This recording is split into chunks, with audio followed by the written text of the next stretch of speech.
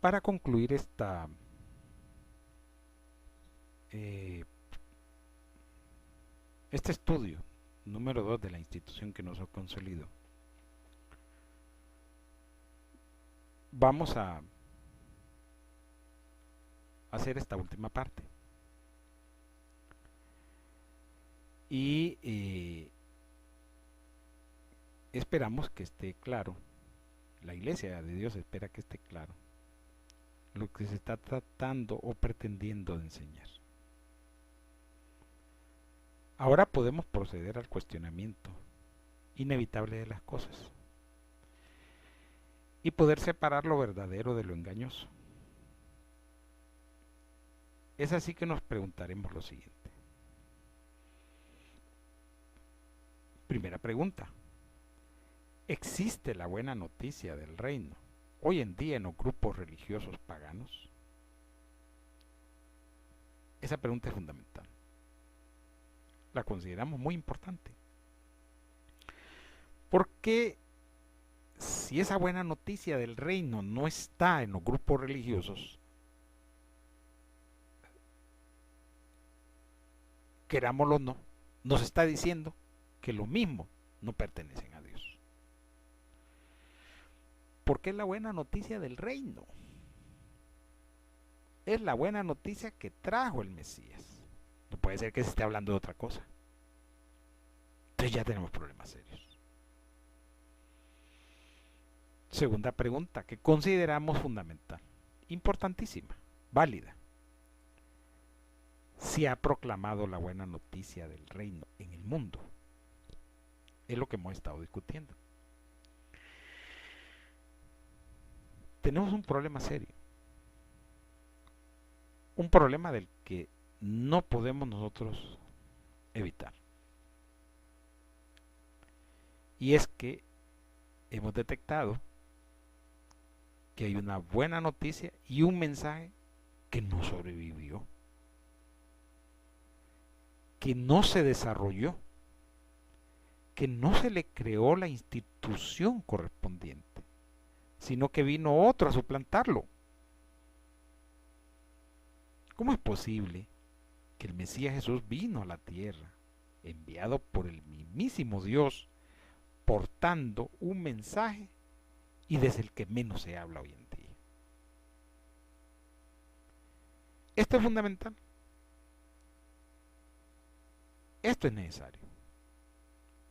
Este cuestionamiento es, creemos nosotros, extraordinario para que podamos captar hacia dónde vamos. Volvemos a repetir la pregunta. ¿Se ha proclamado la buena noticia del reino en el mundo? Es importante. Recuerdo yo que hace ya muchos años,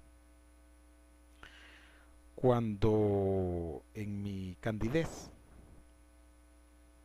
y mi juventud, asistí a un grupo religioso un domingo. Teníamos un, entre comillas, pastor que en la escuela dominicana le gustaba a veces llenar los crucigramas. Entonces cierto domingo, él compraba el periódico, cierto domingo se empezó, me puse a la par de él a ver cómo llenaba el crucigrama. Y estábamos platicando de varias cosas, recuerdo yo. Y de repente apareció una pregunta, así, muy interesante, que decía, ¿cuál era el evangelio que predicó Jesús?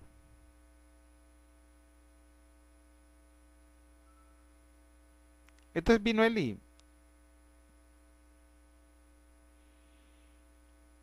y dijo, ah, sí, esto yo sé, voy a llenar rápido, ¿va? Porque ya, esto lo sé yo, ¿va? Porque soy pastor, digo él, ¿va? Pero cuando pretende él llenar las casillas, no le pega. Porque solo había las casillas para poner del reino. Y eso no es lo que tenía él en mente. Él quería poner el Evangelio de Jesucristo. y solo habían las casillas para poner del reino. Entonces él se sorprendió. Y a mí me llamó poderosamente la atención eso porque quedé pensativo de que primero porque el pastor no sabía eso. Segundo porque el periódico hablaba de otra cosa. Y tercero porque siempre me habían enseñado otra cosa. Y ese fue uno con otros motivos que me obligó a comenzar un viaje inesperado. Un viaje de investigación donde tuve que tomar todas las vacas sagradas que tenía en mi vida y proceder a quebrarlas. A tal punto que no quedó ni una. Ninguna creencia, ninguna doctrina, ninguna religión. Nada, no quedó nada. Y decidí, de cero, comenzar a buscar la verdad de las cosas. Un viaje complicado y difícil, pero que me enriqueció mucho. Entonces traigo a colación esta situación que me ocurrió a mí, porque me llamó poderosamente la atención. Él quedó sorprendido. Y terminó diciendo que el periódico se había equivocado, que ese no era el Evangelio de Jesús, sino que el Evangelio de Jesús era el Evangelio de Jesucristo. Y por eso traigo a colación de esta enseñanza esa situación que me acaeció. Y tenemos una tercera pregunta, que también consideramos que es fundamental. La Iglesia de Dios considera que es fundamental. La pregunta dice lo siguiente: y si supuestamente se ha proclamado esa buena noticia del reino en el mundo, ¿por qué no ha llegado el fin? Estas tres preguntas para nosotros son fundamentales, porque las tres preguntas recogen elementos esenciales en el entendimiento del quehacer actual. Y si no encontramos la respuesta correcta a estas preguntas, solo nos toca aceptar algo: que andamos perdidos, que hemos creído un engaño y una mentira, y que tenemos que tomar una decisión al respecto. Porque ¿cómo es que el Mesías trajo una buena noticia del reino a predicarse? ¿Por qué los grupos religiosos no la predican? ¿Y por qué, si supuestamente se ha predicado a todo el mundo, no llegó el fin? De antemano sabemos que Jesús el Mesías no ha mentido. Eso no es de discusión. Entonces, todo el problema pasa a los grupos religiosos. Estos nos han mentido a nosotros. Y eso ya sí es delicado. Delicadísimo. Nosotros esperamos que usted, en un análisis más detenido, reflexivo, cuestione este tema y lo lleve al punto donde encuentre la verdad. ¿Por qué? Porque de nada sirve mostrarle la verdad si usted no acciona. Entonces, como deben observar por sí mismos,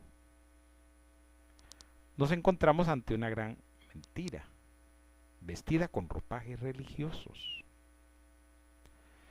donde se le ha hecho creer a todo el mundo que las predicaciones, mensajes, sermones, homilías y misas, y póngale otras hierbas, como quiera, son la predicación de la buena noticia del reino. Mire qué cosa tan más complicada y tan más grave. Pero lo único que es verdadero, inverosímil, y que son hechos comprobados o probados, es que nada de lo que hacen, practican o dicen está unido y entrelazado a la verdad de Dios.